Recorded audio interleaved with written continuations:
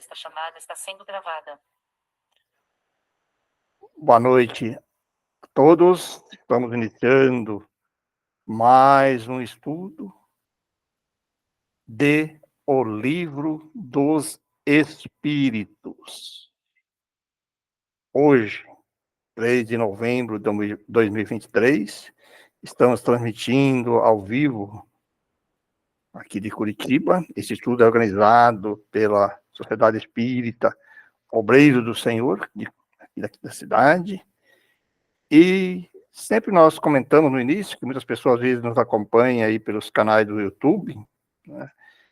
E aquelas pessoas que quiserem ver os estudos anteriores, é só entrar lá na nossa página, www.obreirodosenhor.org.br, ou no canal do YouTube, como está escrito ali em cima. Vocês encontrarão os estudos anteriores, bem como também estudo da Revista Espírita, estudos do magnetismo, e toda a programação da nossa instituição. E a pessoa também pode se inscrever lá e assistir ao vivo, às sextas-feiras, é nosso estudo. Aí ela pede lá, é mandado para ela todos os caminhos que tem que seguir, aí entra num grupo de WhatsApp e recebe o link e pode participar ao vivo conosco. Bom, então dando continuidade, hoje nós estamos no estudo 32. Nós estamos na terceira parte do Livro dos Espíritos, que fala das leis morais. Nós estudamos nos capítulos anteriores, lá, da lei da adoração, da lei divina, da lei natural. Nós vimos também da lei da reprodução, vimos da lei da conservação, e hoje nós vamos ver da lei de destruição, no capítulo 6. É bem interessante isso. Os espíritos e o Kardec, na codificação, colocam como lei, né, essas questões aí. E se a gente observar na nossa estrutura organizacional, a gente percebe bem claro todas essas leis, né, se apresentando, né? Destruição. Hoje nós vamos ver aí da destruição necessária, destruição abusiva, que é o primeiro item, dos flagelos destruidores, guerras, assassínio, crueldade, duelo, pena de morte. Então vamos lá para o primeiro tópico: destruição necessária e destruição abusiva. E o Kardec começa com a primeira pergunta, na 728. É lei da natureza a destruição? Preciso é que tudo se destrua para renascer e se regenerar. Porque o que chamais de destruição não passa de uma transformação que tem por fim a renovação e melhoria dos seres vivos. E aí o Kardec faz uma pergunta, um item A sobre essa questão, né? O instinto de destruição teria sido dado aos seres vivos por desígnios providenciais? As criaturas são instrumentos de que Deus se serve para chegar aos fins que objetiva. Para se alimentarem, os seres vivos reciprocamente se destroem. Destruição esta que obedece a um duplo fim: manutenção do equilíbrio na reprodução, que poderia tornar-se excessiva, e utilização dos despojos do invólucro exterior que sofre a destruição. Esse invólucro é simples acessório e não a parte essencial do ser pensante. A parte essencial é o princípio inteligente, que não se pode destruir, e se elabora nas metamorfoses diversas por que passa. Aí dá para se entender um pouquinho mais na questão dos animais, né? Como nós vimos lá na lei da conservação, sobre os hábitos alimentares, né? Então, se a destruição de um animal, do ser vivo, né? Você, quando ele coloca ali, você vai utilizar o invólucro, né? Mas o espírito inteligente permanece, mesmo nos animais, né? Na 729. E a regeneração dos seres faz necessária a destruição? Porque o cerca a natureza de meios de preservação e conservação? Pergunta interessante, por causa do capítulo anterior, foi sobre esse tópico, né? Esse tema. E o Espírito responde: a fim de que a destruição não se dê antes de tempo. Toda destruição antecipada obsta, né, ao desenvolvimento do princípio inteligente. Por isso foi que Deus fez que cada ser experimentasse a necessidade de viver e de se reproduzir. Olha, né? Bem interessante.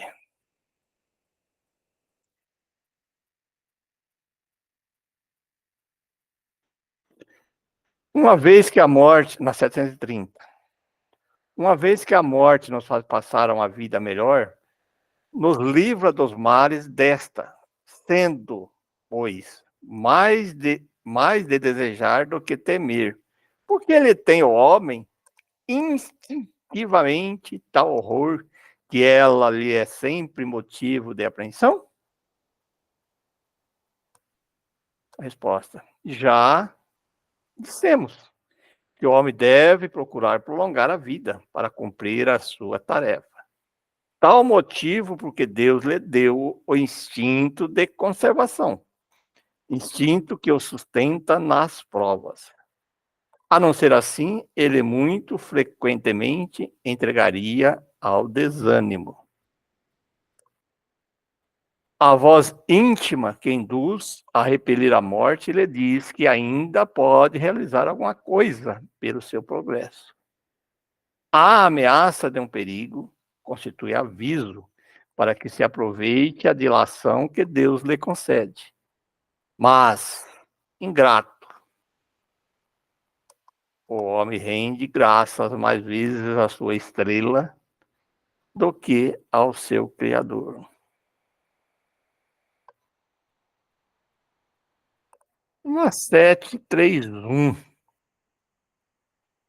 Porque ao lado dos meios de conservação, colocou a natureza os agentes de destruição? A resposta é o remédio ao lado do mal. Já dissemos, para manter o equilíbrio e servir de contrapeso. Na 732. Será idêntica em todos os mundos a necessidade de destruição? Guarda proporções com o estado mais ou menos material dos mundos. Cessa quando o físico e o moral se acham mais depurados. Muito diversas são as condições de existências nos mundos mais adiantados do que o vosso. 733. Entre os homens da terra, existirá sempre a necessidade da destruição? Essa necessidade se enfraquece no homem à medida que o espírito sobrepuja a matéria. Assim é que, como podeis observar, o horror à destruição cresce com o desenvolvimento intelectual e moral. Na 734. Em seu estado atual, tem o homem direito ilimitado de destruição sobre os animais? Olha que pergunta interessante, né? Eu vou até repetir, olha. Em seu estado atual, tem o homem o direito ilimitado de destruição sobre os animais? E olha a resposta, bem clara. Tal direito se acha regulado pela necessidade que ele tem de prover o seu sustento e a sua segurança. O abuso jamais constitui direito, né? Aí é o tal negócio, as pessoas criam seus animais e ali abate o consumo da carne no processo natural. Agora, aquelas pessoas que utilizam aí das caçadas simplesmente por esporte, né? Aí é que já começa, a gente começa a analisar, né? O abuso, né? 735. E se deve pensar da destruição quando ultrapassa os limites que as necessidades e a segurança traçam? Foi bem o exemplo que eu dei anteriormente, né? Da caça, por exemplo, quando no objetivo senão o prazer de destruir sem utilidade. Predominância da bestialidade sobre a natureza espiritual.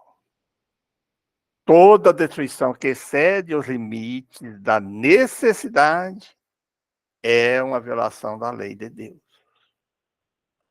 Os animais só destroem para a satisfação de suas necessidades. Enquanto o homem, dotado do livre-arbítrio, destrói sem necessidade.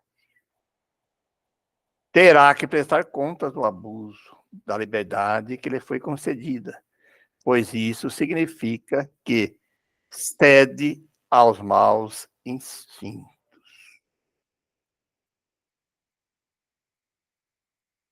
Na 736.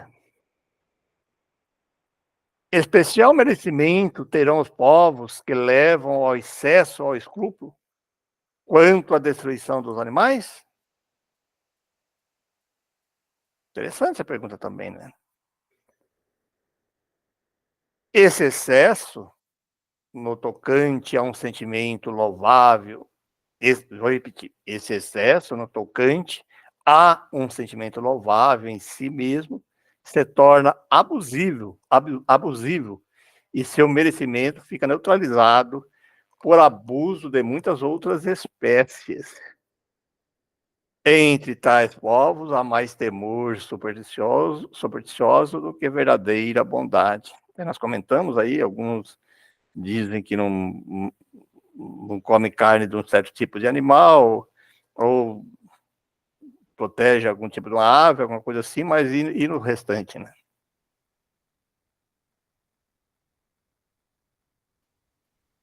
Na 737. Com que fim fere Deus a humanidade por meio de flagelos destruidores? Interessante essas perguntas também, né? Para fazê-la progredir mais depressa.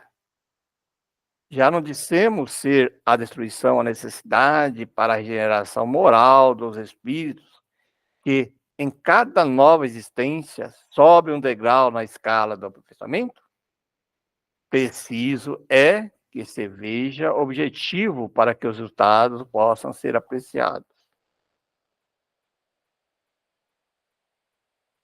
Somente do vosso ponto de vista pessoal os apreciais. Daí vem que qualifica de flagelos por efeito de prejuízo que vos causam. Essas subversões, porém, são frequentemente necessárias para que mais pronto se dê o advento da melhor ordem das coisas, e para que se realize em alguns anos o que teria exigido muitos séculos. Então, a gente fica pensando aqui agora, próximo de nós, acontece principalmente o que está acontecendo aqui na região sul, né, no momento, essas chuvas, né, enchentes, e aí, às vezes, destrói, né? Destrói pontes, destrói casas, moradias. Se a gente pensar friamente, a gente fala, puxa, mas que coisa, né? Que horrível. Mas vamos analisar do outro lado. Sempre isso leva, um lado, se ou analisado mais friamente, leva o homem a analisar melhores meios de construírem pontes mais seguras, construírem casas, lugares melhores, estruturas melhores, mais construídas. Isso se as pessoas realmente compreendessem isso, né? É que o homem, às vezes, não entende. E assim com tudo, né? Às vezes as pessoas... Eu fico imaginando, algumas vezes, algumas brigas aí, né, com uns idealistas, com algumas estruturas antigas, caindo aos pedaços, sem utilidade nenhuma, que ele fala ali da lei da segurança, do objetivo da segurança, do sustento. A gente vê alguns prédios que, só porque é antigo, ninguém pode mexer e fica lá, aquela estrutura caindo, sem nenhuma utilidade. Não estou dizendo que se ele tiver utilidade, se for reformado, tudo bem.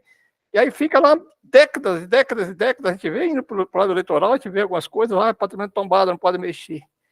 Aí não se constrói nada, fica aquela coisa horrível.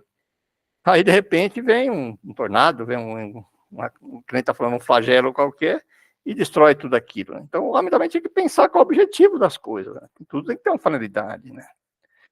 Às vezes, interpretam mal as coisas. Ah, não pode tocar porque isso aqui foi feito... Faz para um novo, mais moderno. Chega um momento que é da lei da destruição, as coisas se deterioram. Tudo tem que se modificar, né? Olha aqui, na 738, o Kardec ainda... Olha a grandeza das perguntas, né? Porque foi, poxa, né? Mas peraí, para conseguir a melhora da humanidade, não podia Deus empregar outros meios que não os flagelos destruidores? Olha, cadê a pergunta que ele faz? E os Espíritos respondem: pode e os emprega todos os dias, pois que deu a cada um os meios de progredir pelo conhecimento do bem e do mal. O homem, porém, não se aproveita desses meios. Necessário, portanto, se torna que seja castigado no seu orgulho e que ele faça sentir a sua fraqueza. Então, não resolve os problemas dos lixos nos rios, permite que pessoas constroem na beira dos rios em situação precária e vai deixando, criando. Aí depois, quando vem, fala, puxa, é Deus castigando. Não tem nada a ver com Deus, a imprevidência das pessoas, né? A falta que ele fala ali, o conhecimento, o homem, porém, ele se aproveita desses meios necessários, portanto, na hora de ser castigado no seu orgulho, que se ele faça sentir a sua fraqueza.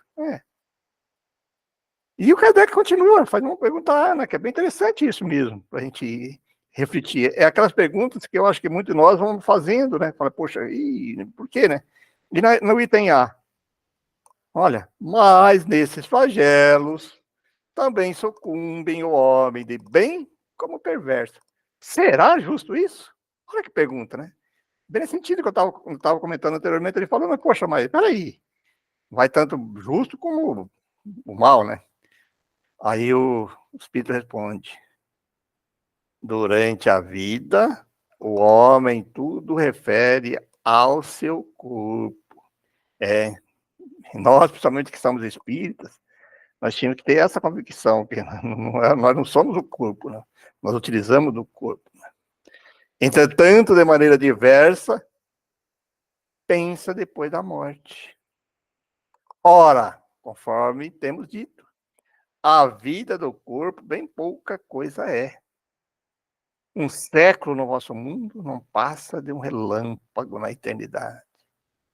Logo, não são os sofrimentos de alguns dias ou de alguns meses que tanto vos queixais.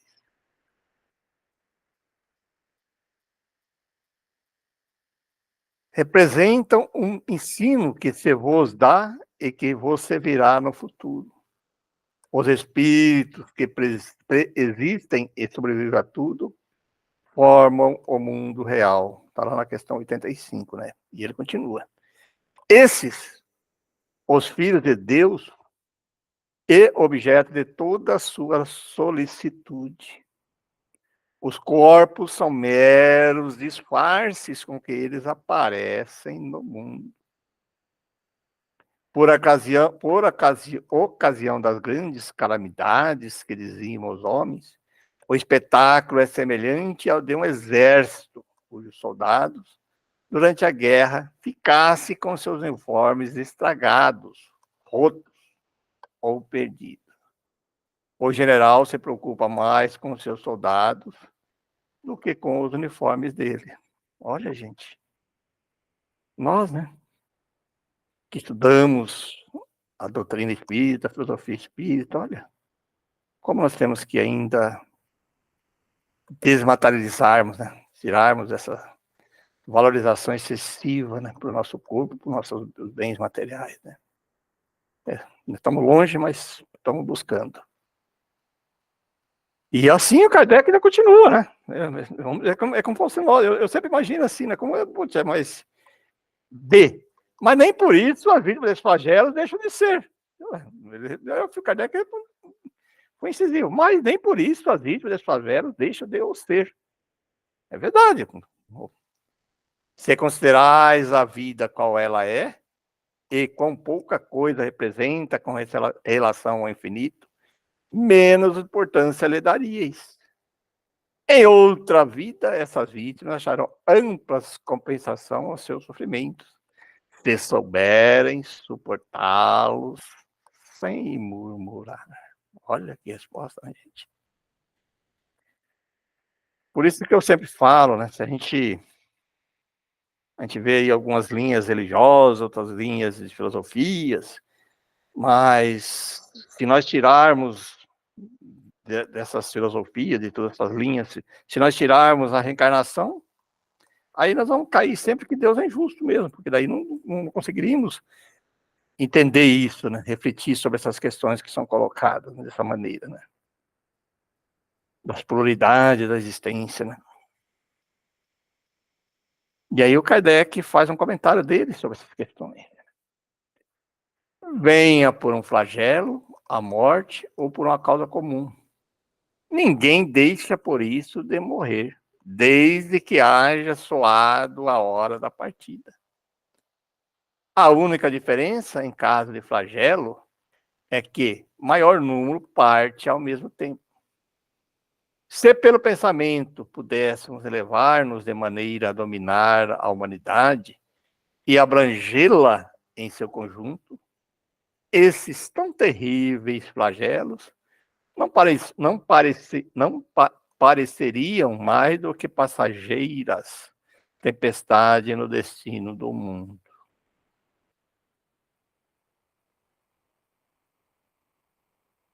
Sete tem nove. Tem os flagelos destruidores utilidade do ponto de vista físico? Não obstante os males que ocasionam? Pergunta interessante, né? Eu acho que até nós comentamos um pouquinho antes, né? Tem.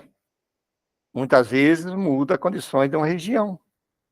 Mas o bem que delas resulta, só as gerações vindouras ou experimentam isso. Aquela região lá que não estava habitada por várias e várias casebras na beira do rio, ou num lugar lá. E aí depois, quando vem um flagelo desse, claro, sofre todo mundo, ninguém, né, tá, coisa que mais força as pessoas a modificarem aquelas regiões, né? Melhores saneamentos, melhores condições. Né? 740. Não serão os flagelos igualmente provas morais para o homem, por porem-no abraços com as mais aflitivas necessidades? Hoje se fala muito isso, né? Que os homens, por ganância e tal, vão desmatando, vão utilizando os rios, né? Então, mais ou menos nesse sentido, né? Os flagelos são provas que dão ao homem a ocasião de exercitar a sua inteligência, de demonstrar sua paciência e resignação ante a vontade de Deus. E que lhe oferecem ensejo de manifestar seus sentimentos de abnegação, de desinteresse e de amor ao próximo. Se ou não domina o egoísmo. Se não domina o egoísmo, olha só. 741. Dado é o homem conjurar os flagelos que o aflige, é verdade, não podemos reclamar, né? Em parte é, não, porém, como geralmente entende. Muitos flagelos resultam da imprevidência do homem. À medida que adquire conhecimentos e experiências, ele os vai podendo conjurar, isto é, prevenir, se ele sabe pesquisar as causas.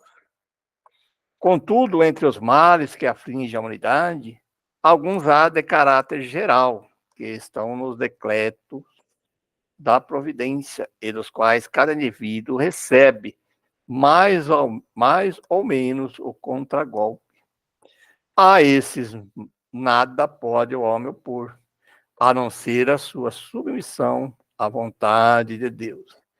Esses mesmos males, entretanto, eles muitas vezes os agrava pela sua negligência.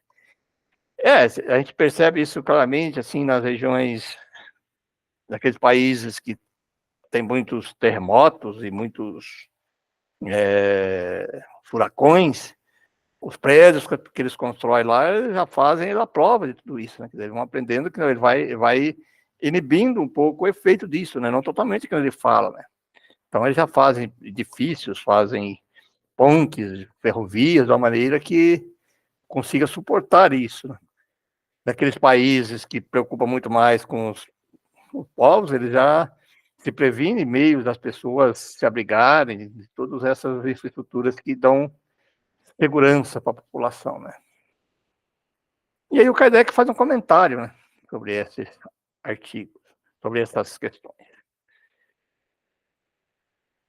Na primeira linha dos flagelos destruidores naturais e independente do homem, deve ser colocado a peste, a fome, as inundações e as intempéries fatais às produções da terra.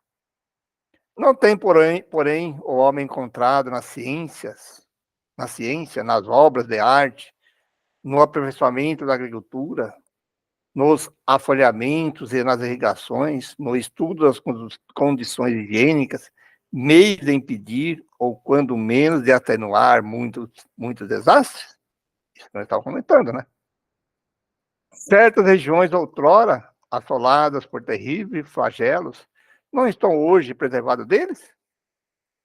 E não fará, portanto, o homem pelo seu bem-estar material, quando souber aproveitar-se de todos os recursos da sua inteligência e quando, aos cuidados da sua conservação pessoal, souber aliar o sentimento da verdadeira caridade para com seus semelhantes? Verdadeira caridade com seus semelhantes, né?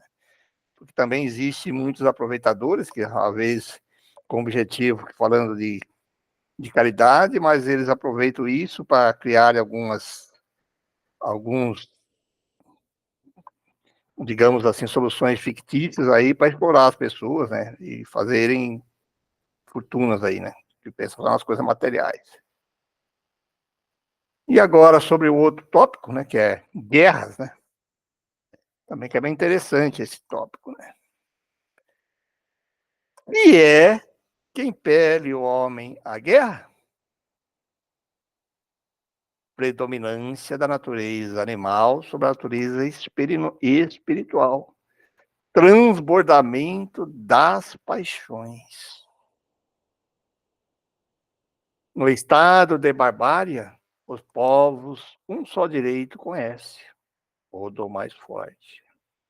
Por isso é que para tais povos o de guerra é um estado normal. À medida que o homem progride, menos frequente se torna a guerra, porque ele evita as causas, fazendo-a comunidade quando sente necessária. Mas bem, nós sabemos que progrediu aí intelectualmente, mas continua ainda bem belicoso, né? Na 743, da face da terra algum dia a guerra desaparecerá? Sim, quando os homens compreenderem a justiça e praticarem a lei de Deus. Nesta época, todos os povos serão irmãos. Estamos longe ainda, né, gente? 744. Que objetivou a providência, tornando necessária a guerra, a liberdade e o progresso. E aí o Kardec faz um item aí. Desde que a guerra deve ter por efeito produzir o advento da liberdade, como pode frequentemente ter por objetivo ou resultado a escravização? Escravização temporária para oprimir os povos, a fim de fazê-los progredir mais depressa. Difícil entender isso, né, gente? O que se deve pensar daquele que suscita a guerra para proveito seu? Grande culpado é esse, e muitas existências lhe serão necessárias para expiar todos os assassínios de que haja sido causa, porquanto responderá por todos os homens cuja morte tenha causado, para satisfazer a sua ambição.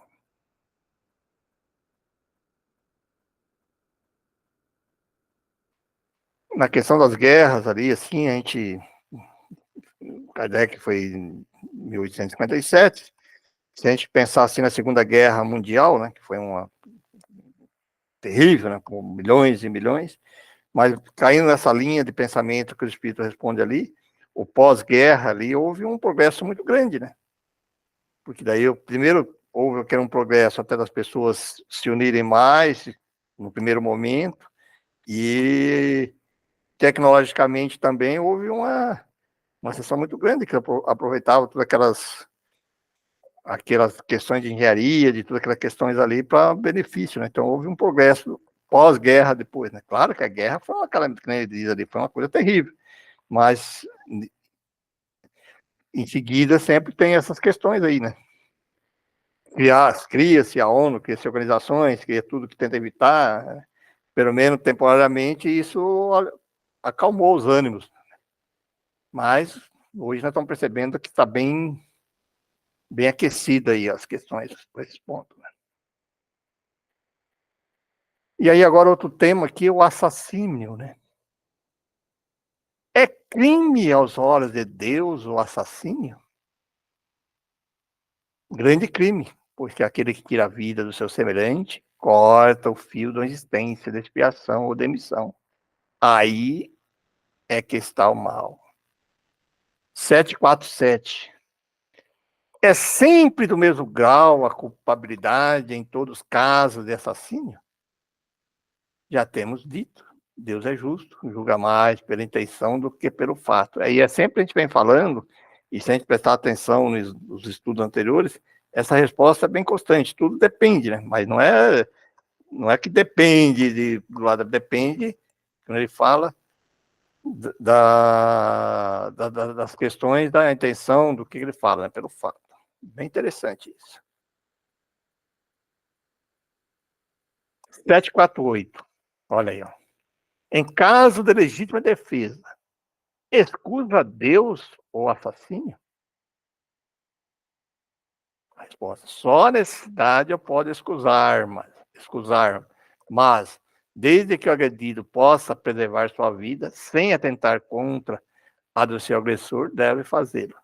Então, aí muitas vezes a gente pensa assim da legítima defesa, mas às vezes a pessoa está vindo lá, hoje está muito em voga, até tem alguma lei aí, alguns advogados falam, se alguém chegar, você atira para matar, né? Mas olha o que está dizendo, se você conseguir, para a sua legítima defesa, às vezes você não precisa matar a pessoa, você pode atirar na perna, pode atirar em outro lugar e neutralizar a pessoa, né? É nesse sentido que ele está colocando ali, é bem correto, né? E na 749, tem o homem culpa dos assassínios que pratica durante a guerra?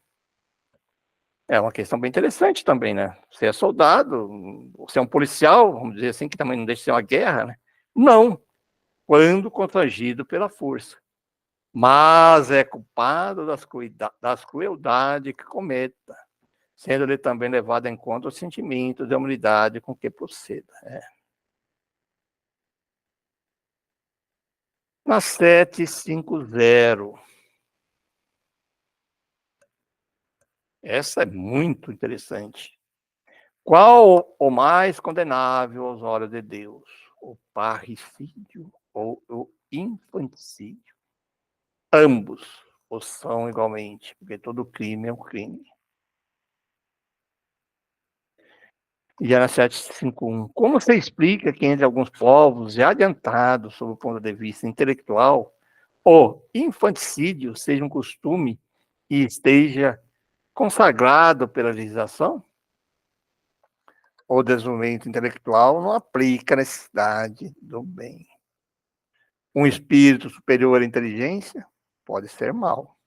Ora, isso se dá com aquele que muito tem vivido sem melhorar, sem se melhorar, apenas sabe.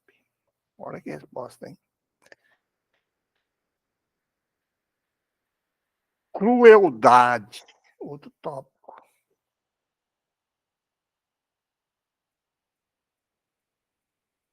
Poder-se aligar o sentimento de crueldade ao instinto de destruição? É o instinto de destruição no que tem de pior. Porquanto, se algumas vezes a destruição constitui uma necessidade, com a crueldade jamais se dá o mesmo. Ela resulta sempre de uma natureza má. Até na morte dos animais, né? Eu admiro muito algumas linhas, assim, algumas pessoas que quando utilizam de matar um animal para o sustento da sua família, da sua casa, sempre veneram aquilo ali, sempre, né, com uma maneira assim, sem crueldade. E tem outras pessoas que já chegam e vai com tudo, coisando, né? Porque está falando que tem uma crueldade jamais, né, batendo nos animais, colocando da maneira. Para que isso, né, gente?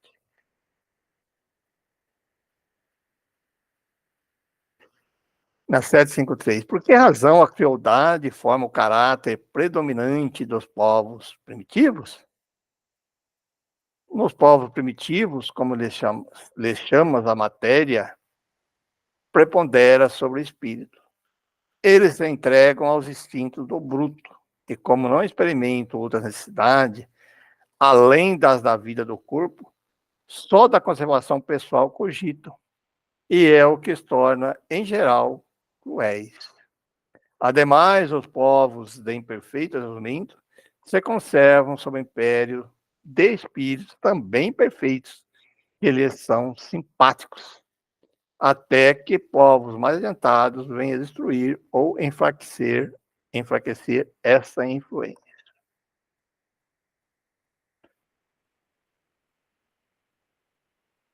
E na 754, a crueldade não deriva da carência de senso moral?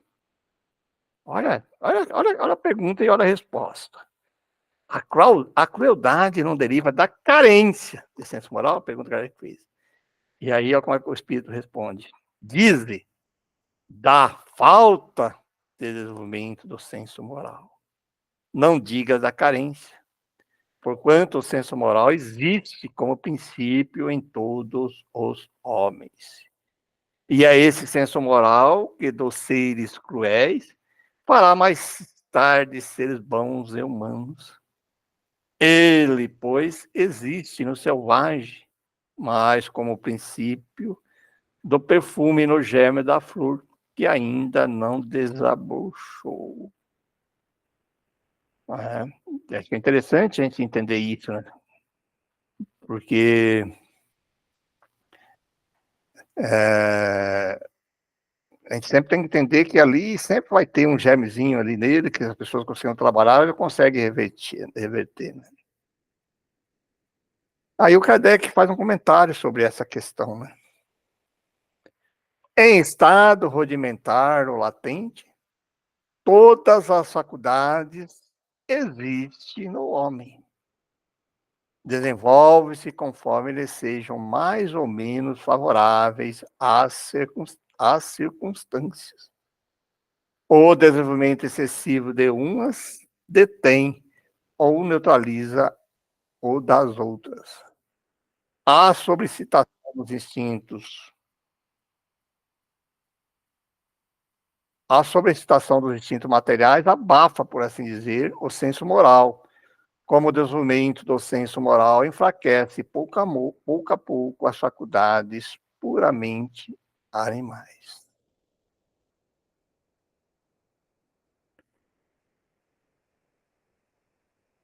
Na 755.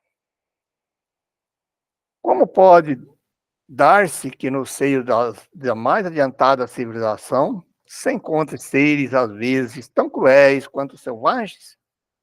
Essa pergunta é interessante, né?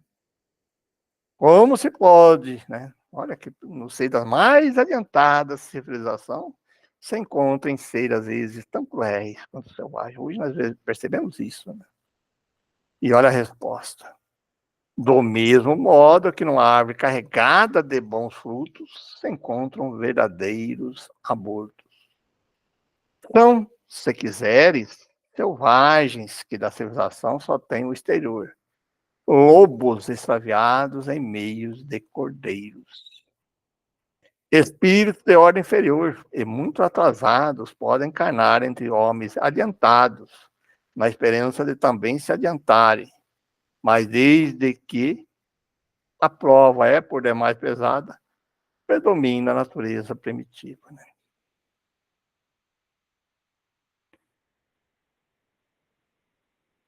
E na 756, a sociedade dos homens de bem, se verá algum dia expurgadas dos seres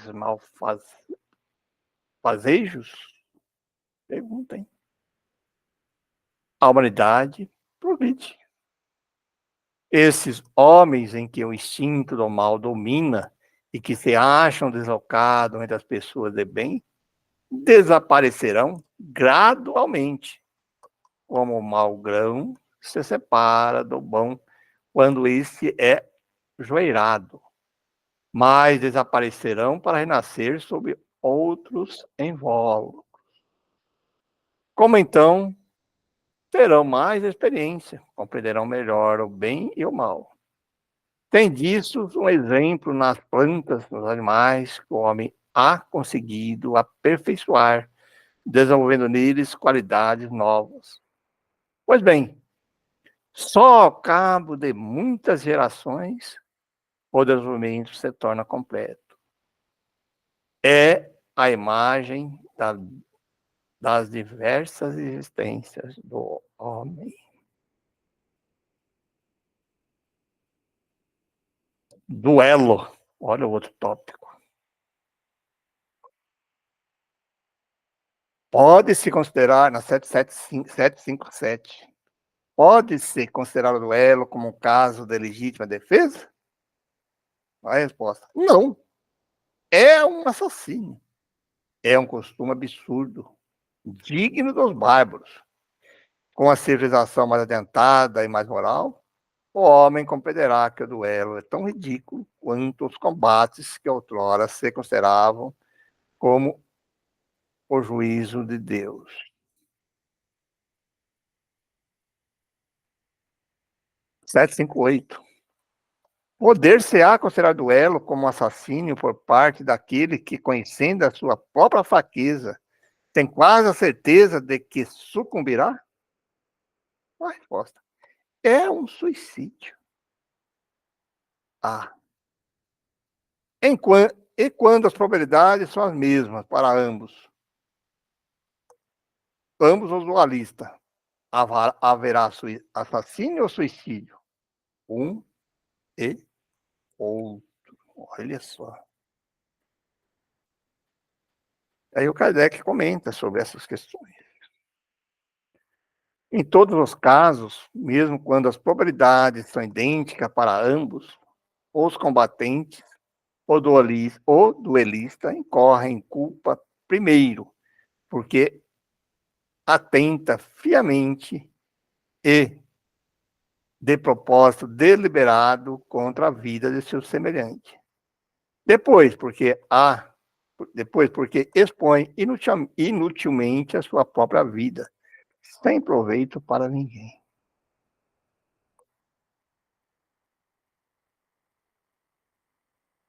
E o Kardec continua sobre esse tema, né?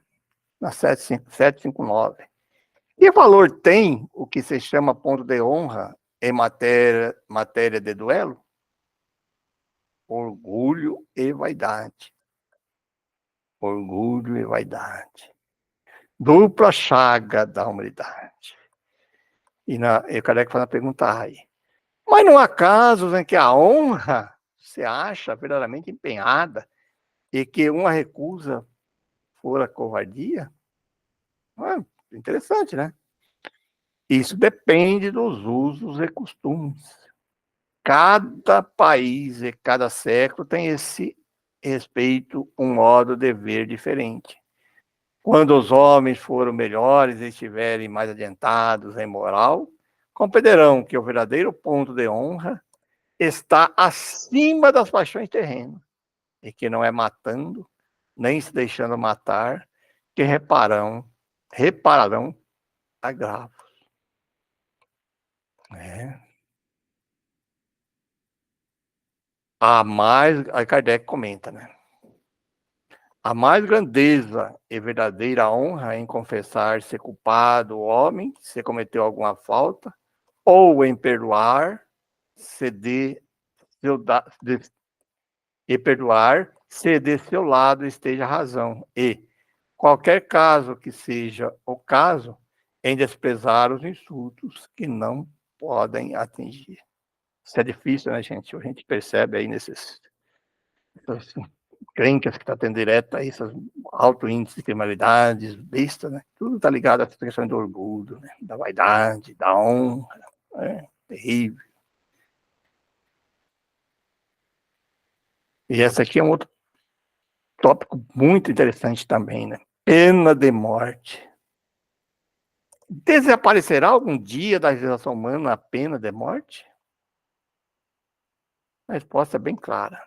Incontestavelmente desaparecerá e sua supressão assinalará um progresso da humanidade. Quando os homens estiverem mais esclarecidos, a pena de morte será completamente abolida na Terra. Não mais precisarão os homens de ser julgados pelos homens. Refiro-me a uma época ainda muito distante de vós, né? Ainda estamos longe disso, né, gente? Mas estamos indo. E o Kardec comenta. Sem dúvida, o progresso social ainda muito deixa a desejar. Mas seria injusto para com a sociedade moderna, no seio dos povos mais adiantados, quem não visse um progresso nas restrições postas à pena da morte e à natureza dos crimes, a que a sua explicação se acha limitada. Se entre esses mesmos povos compararmos as garantias que a justiça procura cercar ao acusado, a humanidade de que usa para com ele, mesmo quando reconhece culpado, com o que se praticava em tempos ainda não vão muito longe, não podemos negar o avanço do gênero humano na cena do progresso.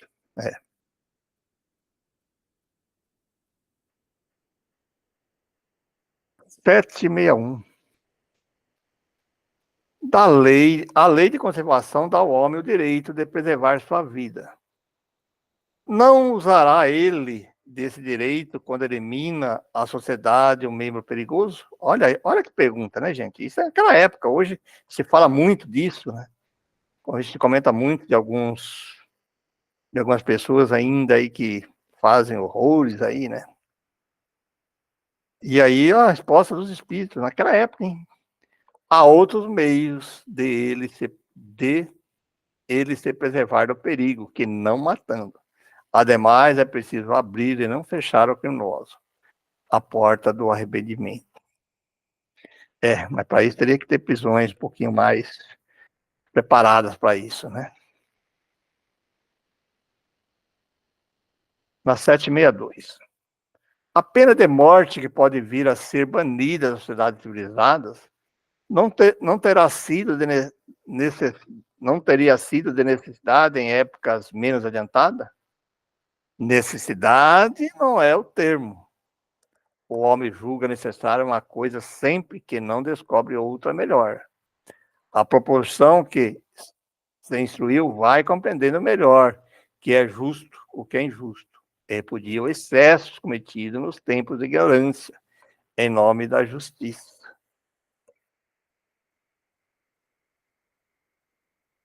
763. Será um indício de progresso da civilização a restrição dos casos em que aplica a pena de morte? Pode duvidar disso? Não se revolta o teu espírito quando lês a narrativa das carnificinas humanas que outrora se faziam em nome da justiça, e não raro em honra da divindade? Das torturas que se infligiam aos condenados e até ao simples acusado para lhe arrancar pela agudeza do sofrimento a confissão de um crime que muitas vezes não cometera? Pois bem, se houvesse vivido nessas épocas, teria achado tudo isso natural. E talvez mesmo, se fora juiz, fizesse outro tanto. Assim é que o que pareceu justo numa época parece bárbaro em outra. Só as leis divinas são eternas. As humanas mudam com progresso e continuarão a mudar até que tenham sido postas de acordo com aquelas. 764. Disse Jesus: quem matou com a espada, pela espada perecerá. Essas palavras não consagram a pena de talião, e assim, a morte dada ao assassínio não constitui uma aplicação de essa pena? Olha como Kardec é fantástico a gente analisar essas questões, né? Ele buscavam essas questões, essas peculiaridades para fazer essa pergunta, né? Olha aí, olha o que o Espírito falou: tomai cuidado. Muito vos tendes enganado a respeito dessas palavras com acerca de outras. A pena de talião é a justiça de Deus. É Deus quem a aplica. Todos vós sofreis essa pena a cada instante, porque foi punido naquilo que haveis pecado nessa existência ou em outra.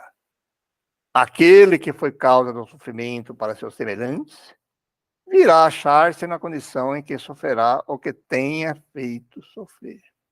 Esse é o sentido das palavras de Jesus. Não vos disse ele também: perdoai vossos inimigos? E não vos ensinou a pedir a Deus que vos perdoe as ofensas, como verdes vos mesmo perdoado, isto é, na mesma proporção em que houverdes perdoado? Compreenderei bem? 765. Que se deve pensar da pena de morte imposta em nome de Deus? Gente, isso nós vimos aí, né, algumas religiões aí dizendo que, criando verdadeiras inquisições e cruzadas aí, dizendo que matava em nome de Deus, né? Aí a resposta é tomar o homem o lugar de Deus na distribuição da justiça. Os que assim procedem mostram quão longe estão de compreender Deus e que muito ainda tem que expiar. A pena de morte é um crime quando aplicada em nome de Deus. E os que impõem se sobrecarregam de outros tantos assassínios. Bom, gente, hoje foi até um pouquinho mais longo, mas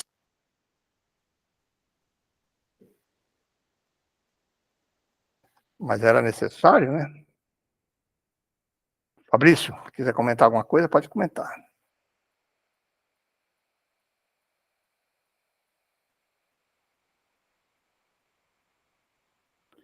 É verdade, né? Então, nós temos que sempre refletir bastante sobre todas essas questões. Por isso que o estudo ele tem que ser o tema que a doutrina espírita com a filosofia, né? Porque é muito mais perguntas e respostas, e essas perguntas fazem com que a gente pense, né? Que a gente analise, que reflita sobre tudo isso. Né? Então, se a gente não fazer isso, e às vezes conversando, analisando isso, eu acho bacana, e a gente tem defendido muito essas questões, a gente estudar essas questões, né? Temos que estudar muito, se aprofundar muito sobre isso, né? Poucos conhecemos ainda. Temos que aprender muitas coisas. Alguém mais queria fazer algum comentário? Se o Fabrício quiser complementar.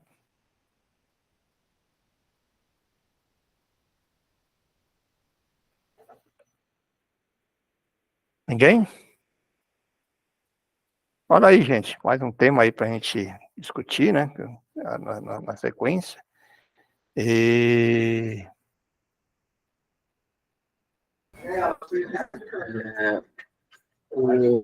Pereira, eu coloquei ali nas mensagens a minha pergunta.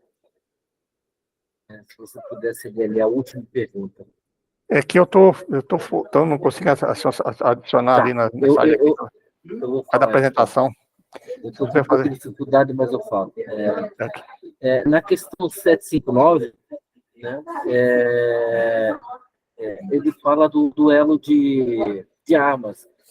Mas a gente poderia comparar nos dias de hoje, né, fazer um paralelo. O duelo de armas naquela época poderia ser para nós um duelo de egos. Né? Ninguém faz mais duelo de armas, mas constantemente fazemos duelos de egos, né? Então, é verdade o que você falou aí, porque já não existe mais aquele assim de você, vamos dizer assim, chamar uma pessoa para pegar uma arma aqui, pegar um revólver, pegar aqui naquela época uma espada, uma coisa qualquer assim. Mas você falou, mas na verdade, o ego até às vezes de poder, né? Um desafiando o outro no poder, vira aquela briga desgramada de eu posso mais que você, eu posso menos que você. A gente vê constantemente essas questões, que é nada mais do que o ego que está falando, né? E às vezes oprimindo outros que estão abaixo deles, né? O outro, às vezes, por meio de condições, aceita esses desafios, e entra nessas discussões aí que a gente vê sempre aí, né? Porque na questão até ele fala sobre o orgulho, né? Puro orgulho. Tem tudo a ver com orgulho. É verdade, porque naquela época, imagina, naquela época não tinha isso, essas questões tanto assim, né? Levava mais a parte da honra pessoal. Mas hoje é questão de honra pessoal, mas a maneira de desafiar as pessoas é outra, né? Então, fica desafiando, sei lá, pressões, né? Olha, eu posso mais, eu não posso menos, e aí vai, né? Essas guerras aí. A gente vê essas guerras, que nada mais são duelos aí, você vê hoje aí na questão de justiça também, né? Ideias aí, duelando, ideias para lá e para cá, e para lá e para cá, ideias às vezes que não tem sentido nenhum, né? E as pessoas às vezes caem nessas armadilhas. Bacana, né, gente? Hoje o horário foi bem em cima, 20 horas. Bom, gente, eu fiz a oração inicial. Quem gostaria de fazer nossa oração de encerramento?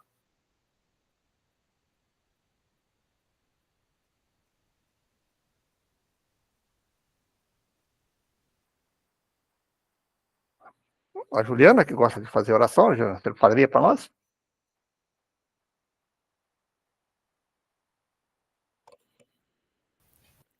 Faça assim, seu Pereira. Primeiramente, agradecer ao nosso Deus, ao nosso Senhor Jesus, aos mentores da casa, à espiritualidade amiga, a todos os irmãozinhos que estão junto conosco, nos dando proteção, adquirindo conhecimentos, evolução. Obrigada, Senhor, por mais este dia, por mais esta oportunidade de estarmos aqui todos reunidos novamente. Que todos tenham uma boa noite e assim seja. Então, pessoal, boa noite a todos. Até a próxima semana.